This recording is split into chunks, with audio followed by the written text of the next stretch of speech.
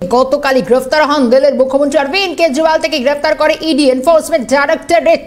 দিল্লির উপমুখ্যমন্ত্রীর পর গ্রেফতার হন দিল্লির মুখ্যমন্ত্রী। ইডির হাতে গ্রেফতার হন অরবিন্দ কেজরিওয়াল। আবগারি দুর্নীতি মামলায় মূলত এই গ্রেফতারি। তবে গ্রেফতার হলো মুখ্যমন্ত্রীর পদ ছাড়তে নারাজ কেজরিওয়াল। জেল থেকে সরকার চালানোর বিষয় আপ নেতৃত্বের তরফ থেকে স্পষ্ট করা হচ্ছে। আবগারি দুর্নীতি মামলা দিল্লির মুখ্যমন্ত্রী অরবিন্দ কেজরিওয়ালকে 9 বার সমন পাঠানো হয়েছিল।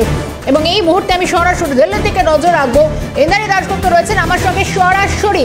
ইন্দ্রাণী, গতকালই আমরা দেখলাম যে দীর্ঘ একটা টানা পড়েন, এরপর রীতিমতো গ্রেফতার হতে হলো অরবিন্দ কেজরিওয়ালকে।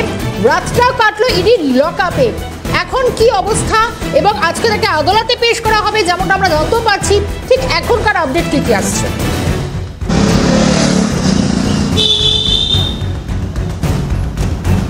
দেখো, আর কিছুক্ষণের মধ্যেই তাকে রাউজ এভিনিউ কোর্টে পেশ করা হবে। হতে পারে ভার্চুয়ালি তাকে পেশ করা হলো, কারণ যেভাবে গতকাল রাত থেকে দফায় দফায় আপের সমর্থকরা কেজরিওয়ালের বাড়ির সামনে অর্থাৎ সিভিল লাইন্সের কেজরিওয়ালের যে মুখ্যমন্ত্রী নিবাস তার সামনে এসে বিক্ষোভ দেখান, সেই জায়গা থেকে দিল্লির ল অ্যান্ড অর্ডার পরিস্থিতিকে সামলে রাখতে, কারণ আজকে ওয়ার্কিং ডে, সপ্তাহের শেষ দিন শুক্রবার, লাস্ট ওয়ার্কিং ডে, এবং যাতে কোনো রকমভাবে অসুবিধা না হয় সেই কারণে কেজরিওয়ালকে ভার্চুয়ালিও কিন্তু আজকে রাউজ এভিনিউ কোর্টে পেশ করা হতে পারে। তবে আমরা সূত্রের মাধ্যমে যেটা জানতে পারছি, সকাল 8টা থেকেই কেজরিওয়ালের সাথে জিজ্ঞাসাবাদ শুরু করে দিয়েছে এনফোর্সমেন্ট ডিরেক্টরেট। বিশাল প্রশ্নমালা নিয়ে কেজরিওয়ালের মুখোমুখি বসেছে এনফোর্সমেন্ট ডিরেক্টরেটের অধিকর্তারা। একই সাথে কবিতা, যাকে 5 দিন আগে গ্রেপ্তার করা হয়েছিল, তাকেও কিন্তু কেজরিওয়ালের মুখোমুখি বসিয়ে জিজ্ঞাসাবাদের সম্ভাবনা আছে। আজকে সারা দেশ জুড়ে সকাল 10টা থেকে বিজেপি অফিসের সামনে নেশন ওয়াইড ধর্না প্রদর্শন, বিক্ষোভ দেখানোর কর্মসূচি নিয়েছে আম আদমি পার্টি। এবং আম আদমি পার্টি আজকে দিল্লিতে বিজেপির সদর দপ্তরের সামনে সকাল 10টা থেকে বিক্ষোভ দেখাবে। গতকাল রাতেই কিন্তু তারা এই কথা ঘোষণা করেছিল এবং কেজরিওয়ালকে যেভাবে এনফোর্সমেন্ট ডিরেক্টরেট ধরলো, সেটাকে গণতন্ত্রের হত্যা বলে তারা ব্যাখ্যা করেছে। একই সাথে কেন্দ্রীয় তাদের মন্ত্রী অতসী, তিনি বলেছেন যে 2 বছর ধরে এনফোর্সমেন্ট ডিরেক্টরেট তদন্ত চালাচ্ছে, কিন্তু তাদের কাছে তারা একটি টাকা উদ্ধার করতে পারেনি, কিন্তু তবুও তাদের মুখ্যমন্ত্রী অরবিন্দ কেজরিওয়ালকে গ্রেপ্তার করা হলো।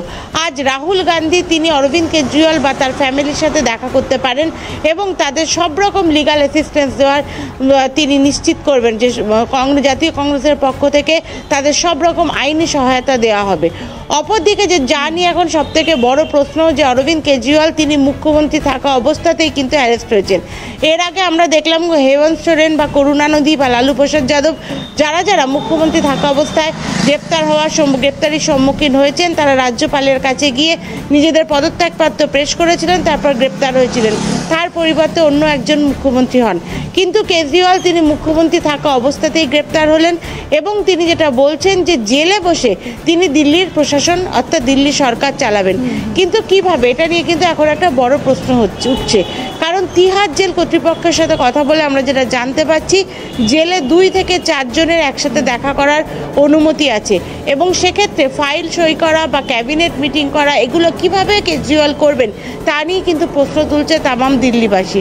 সুতরাং যেটা মনে করা হচ্ছে, প্রথমে আবেগের বশে কেজরিওয়ালই মুখ্যমন্ত্রী থাকবেন, এটা আম আদমি পার্টির সিদ্ধান্ত হলেও ধীরে ধীরে কিন্তু এই সিদ্ধান্ত পরিবর্তন হতে পারে, কারণ 2024-এর লোকসভা নির্বাচন একদম সামনে। সেই জায়গা থেকে কেজরিওয়াল গ্রেপ্তার হয়ে গিয়েছেন এবং তিনি পার্টির সুপ্রিমো। কেজরিওয়ালের হাত ধরেই আম আদমি পার্টির উত্থান। পাঞ্জাব এবং দিল্লি 2 জায়গাতে সরকারে রয়েছে তারা। এই অবস্থাতে 2024-এর লোকসভা নির্বাচনের আগে অবশ্যই তাদের নেতা পছন্দ করে নিতে হবে, কারণ আমরা এই আবগারি দুর্নীতি মামলার যা ক্রোনোলজি দেখেছি, সেখানে কিন্তু আমরা দেখেছি একটা বিষয় জানার চেষ্টা করব। আমরা দেখলাম যে এই প্রথম কোন সিটিং মুখ্যমন্ত্রী তার গ্রেফতারি, সব থেকে বড় কথা গতকাল এই গ্রেফতারির পর বা তার আগে থেকেই যখন ইডি মূলত অরবিন্দ কেজরিওয়ালের বাড়িতে যায়, তারপর থেকে নেতৃত্ব, কর্মী, সমর্থক প্রত্যেকেই তারা বাড়ির বাইরে বিক্ষোভ দেখান। অনেকে রাতও দেখা গেছে গ্রেফতারির পর যাদেরকে টেনে হিঁচড়ে সরিয়ে নেওয়া হয়েছে এবং গতকালের এই বিক্ষোভ আজকে আদালতে পেশ এবং সব মিলিয়ে দাঁড়িয়ে আজকেও কি একটা বিক্ষোভ ফেস করবে দিল্লি?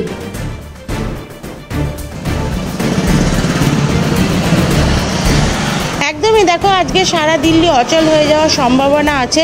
সকাল 10টা থেকে বিজেপির যে হেডকোয়ার্টার তার সামনে বিক্ষোভ দেখাবে আম আদমি পার্টি, এবং একই সাথে দেশের যেখানে বিজেপি কার্যালয় আছে তার সামনেই বিক্ষোভ দেখাতে চলেছে আম আদমি পার্টি। দিল্লির প্রত্যেকটি বিজেপি কার্যালয়ের সামনে বিক্ষোভ দেখানো হবে। তার ফলে তুমি বুঝতেই পারছো ল অ্যান্ড অর্ডার পরিস্থিতি কিন্তু অত্যন্ত খারাপ হতে চলেছে। যদিও দিল্লি পুলিশ হাই অ্যালার্টে রয়েছে, ড্রোনের মাধ্যমে নজরদারি করা হচ্ছে। আমাদের কাছে দিল্লি পুলিশ সূত্রে যে খবর আসছে তাতে বিক্ষোভ শুরু হওয়ার আগেই কিন্তু হাউস অ্যারেস্ট করা হতে পারে আম আদমি পার্টির শীর্ষ নেতাদের, অর্থাৎ তাদের বাড়ি থেকে বা কার্যালয় থেকে বেরোতেই না দিতে পারে দিল্লি পুলিশ। কারণ আজ শুক্রবার, সপ্তাহের শেষ দিন, ওয়ার্কিং ডে, অত্যন্ত ব্যস্ত শহর দিল্লি, রাজধানী দেশে, সেই জায়গায় এই ধরনের প্রতিবাদ হলে তার ইম্প্যাক্ট কিন্তু ভালো হবে না।